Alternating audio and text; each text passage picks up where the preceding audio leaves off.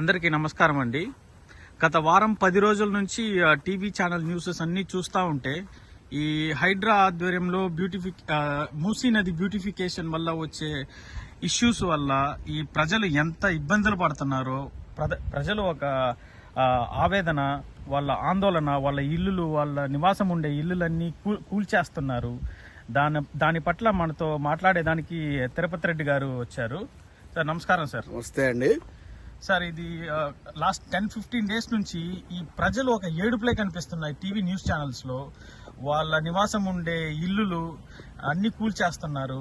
And వాళ్ళు 30-40 సంవత్సరాల నుంచి నివసిస్తున్న ప్రదేశాల నుంచి ఖాళీ చేసి ఎక్కడికో వెళ్ళిపోమంటున్నారు. అండ్ వాళ్ళ ఒక ఇల్లులు అండ్ వాళ్ళ ఒక పిల్లల స్కూల్స్, వాళ్ళ ఒక ఉపాధ్యం అవన్నీ అక్కడే ఉన్నాయి. అవన్నీ వదిలేసి వాళ్ళని దూరంగా వెళ్ళమంటున్నారు. సో దీని గురించి మీ స్పందన ఏంటి సార్? ఒక్కసారి ఈ హైడ్రా, ఈ యొక్క మూసీ నది పరివాహక ప్రాంతంలో ఇళ్లను కూల్చడము, ఇవన్నిటి మీద స్పందించే ముందు ఒకసారి ఇది అమెరికాలో చికాగో దగ్గర ఉన్నటువంటి ఒక క్రీక్, ఒక వాగు అండి. అంటే చికాగో దగ్గర ఒక సిటీలో వెళ్ళిపోతున్నటువంటి, మధ్యలో వెళ్ళిపోతున్న ఒక వాగు. ఇది జస్ట్ లైక్ మన మూసీ రివర్ అంటే దీంతో ఒక 4-5 రేట్లు ఉంటుంది. ఇది ఒక వాగు. ఈ వాగు పక్కన చూసారా రైల్వే ట్రాక్, చూడండి, దాన్ని జూమ్ చేసి చూపించండి. Railway track.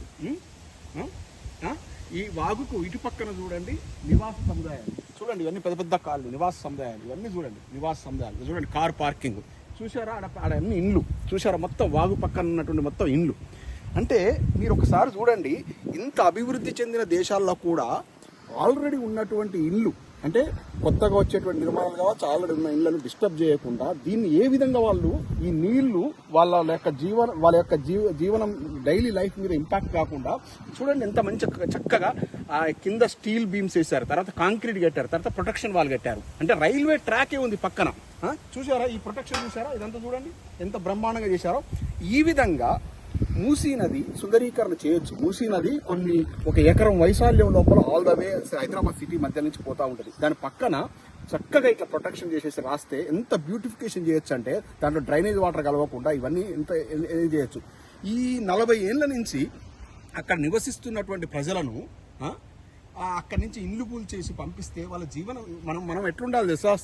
రాజ్యం అనేది ఎట్లుండాలంటే నిర్మించాలి, కూల్చొద్దు, నిర్మించాలి. రాజ్యం అనేది ఎట్లుండాలంటే డెవలప్మెంట్ ఒక పక్క అయితే ఇంకో పక్కన సంక్షేమం అనేది కూడా ఒక పక్క ఉండాలి. ఏది నువ్వు సంక్షేమ రాజ్యం తెస్తా, నేను ఇందిరమ్మ రాజ్యం తెస్తా, నేను బ్రహ్మాండమైన పరిపాలిస్తా, ప్రజాపాలన చేస్తా అని చెప్పి ప్రజలను యొక్క ఇండ్లను మొత్తం కూలుస్తావా? ధారావి ప్రాంతం మీకు ముంబైలో కనపడట్లేదా? దాన్ని ఎవరైనా టచ్ చేస్తారా? అక్కడ స్లమ్ ఏరియాలో కొన్ని లక్షల మంది కుటుంబాలు బతుకుతున్నాయి. అంటే వాళ్ళందరికీ తెలివితేటలు లేకనా, అక్కడి నుంచి వాళ్ళను పంపించే ఉద్దేశం లేకననుకుంటారా?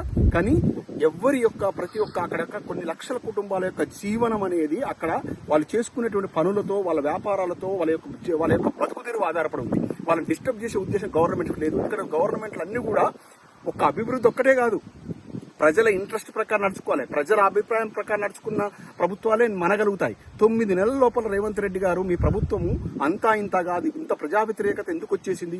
విద్యార్థులు హ్యాపీగా లేరు, నిరుద్యోగులు హ్యాపీగా లేరు. ఏ ఒక్క సకల జనులు చాలా ఇబ్బంది పడుతున్నారు. ఇవాళ రోడ్ల మీదకి వచ్చి వాళ్ళు ఏదన్నా వాళ్ళకు కోరికలు కావాలంటే గాంధీ భవన్ కు రావాలి, సెక్రటరీకి పోవాలి. కానీ వాళ్ళ తెలంగాణ భవన్ కు పోయి బీజేపీ ఆఫీసుల చుట్టూ, తెలంగాణ భారత రాష్ట్ర సమితి ఆఫీసుల చుట్టూ తిరిగేటువంటి పరిస్థితి ఎందుకు వచ్చింది? ఓ కేసీఆర్ గారు ఎక్కడున్నారు? ఓ మహానుభావుడా నువ్వు రా, నీ పాలవాళ్ళని ఎట్లుండే అని ఆయన ఎందుకు వేడుకుంటున్నారు? నిన్ను ఎందుకు చీకొడుతున్నారు? ఏంది ప్రజలు ఒక్కొక్క నోట్ల నుంచి వాళ్ళ ఆవేదనతో బూతులు తిడుతున్నారు. మీకు ఇంకా రియలైజ్ కాకపోతే ఎట్లా? ప్రజల అభిప్రాయం ఎట్లున్నప్పుడు రియలైజ్ కాకపోతే ఎట్లా? ఏంది కూలగొట్టి వాళ్ళని మొత్తం అక్కడి నుంచి తరలించేసి డబుల్ బెడ్రూమ్లు ఎక్కడో సిటీకి దూరంగా ఉన్న డబుల్ బెడ్రూమ్లు ఇస్తే వాళ్ళు డబుల్ బెడ్రూమ్లలో బతకడానికి వచ్చినటువంటి ప్రజలు అనుకుంటున్నారు. వాళ్ళు 40 ఏళ్ల నుంచి వాళ్ళ యొక్క జీవనము అక్కడ ఎట్లుందంటే అక్కడనే ఒక మంగళ షాపు, ఒక కూరగాయల షాపు, ఒక మటన్ షాపు ఏదో పెట్టుకొని వాళ్ళ యొక్క బతుకు తెరువు వెల్లగిస్తున్నారు. మీ ప్రభుత్వం మీద ఆధారపడలేరు. వాళ్ళు అంటున్నారు స్వచ్ఛందంగా, మాకు నీళ్లు వచ్చి మీ మునిగిపోయినా కూడా మీరు రాకండి ప్రభు, మిమ్మల్ని ఎవరు అడగట్లేడు అని అడుగుతున్నారు. వాళ్ళని పోయి వాళ్ళని మొత్తం జీవితాలను అతలాకుతలం చేస్తావా? నీకు ఎవరిచ్చారు రైటు? ఇట్లా చెయ్యి, డెవలప్మెంట్ నీకు కావాలంటే చెయ్యి. దీని వెనుక ప్రజలారా మీకు చెప్తున్నా, ఈ యొక్క తెలంగాణ ప్రభుత్వం ఈ యొక్క beautification of the Musi river అనేది తీసుకొచ్చింది. ఎందుకంటే ప్రపంచ బ్యాంకు దగ్గరికి పోయి 1,50,000 కోట్ల అప్పులు తీసుకొచ్చేసి ఆ 1,50,000 కోట్లను వీళ్ళు 20% 30% వీళ్ళు పంపకాలు చేసుకొని అంటే 30-40 కోట్లు సంపాదించుకునే ఒక దురుద్దేశం ఉంది.